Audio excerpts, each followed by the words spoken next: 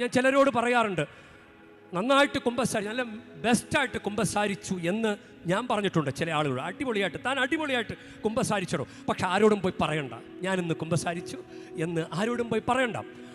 ചിലപ്പോൾ ചില നല്ല കഠിന മദ്യപാനി ഉഴപ്പന്മാർ വന്ന് കുമ്പസാരിച്ചിട്ട് പോയി കൂട്ടുകാരോട് പറഞ്ഞു കഴിഞ്ഞാൽ കൂട്ടുകാർ, ഓ നീ എവിടം വരെ പോകും നമുക്കറിയാം, നിൻ്റെ കുമ്പസാരത്തിൻ്റെ പവർ നമുക്കിപ്പോൾ കാണിച്ചു, ഒരു കുപ്പി നിൻ്റെ മുമ്പിൽ നീട്ടിയാൽ നിൻ്റെ കുമ്പസാരത്തിൻ്റെ പവർക്ക് ഇപ്പം തന്നെ പോകും. അവർ വെല്ലുവിളിക്കും. അപ്പോൾ ആരും നമ്മളെ വെല്ലുവിളിക്കാതിരിക്കാൻ നമ്മൾ അധികം പ്രൊജക്റ്റ് ചെയ്യരുത്, ആരും അറിയരുത്. ആത്മീയ കാര്യങ്ങൾ, ചെയ്യുന്ന കാര്യങ്ങൾ ആരോടും പറയരുത്. മുട്ടിന് നിരങ്ങി കാല് പൊട്ടിച്ചിട്ട് 2-3 ദിവസം ഒരാഴ്ച കാലും പൊട്ടിച്ച് നടന്നു കഴിഞ്ഞാൽ എല്ലാവരും അറിയും.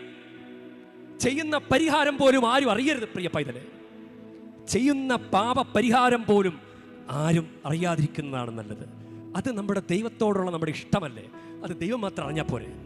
നമുക്കതുകൊണ്ട് ഈ ചിന്ത സ്വീകരിക്കാം. കൂടുതൽ ദൈവാനുഗ്രഹം നമുക്ക് ഇന്നത്തെ ദിവസം ഉണ്ടാകട്ടെ.